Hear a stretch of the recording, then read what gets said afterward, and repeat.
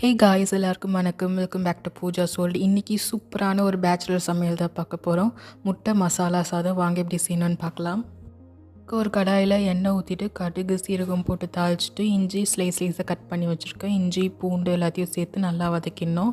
அப்புறம் 4 வெங்காயம் சேர்த்து நல்லா வதக்கிட்டு ரொம்ப ப்ரௌன் ஆகக்கூடாது. ஒரு மாதிரி பிங்க் கலரில் இருக்கும்போதே நீங்கள் தக்காளியை சேர்த்து நல்லா வதக்கணும். க்ளோஸ் பண்ணி வச்சுட்டு நல்லா குழைய வதக்கணும் தக்காளியை.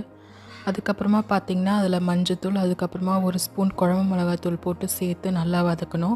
கூடவே உப்பு ஆட் பண்ணி ஒரே ஒரு கிளாஸ் தண்ணி ஊற்றி நல்லா கொதிக்க விடுங்க.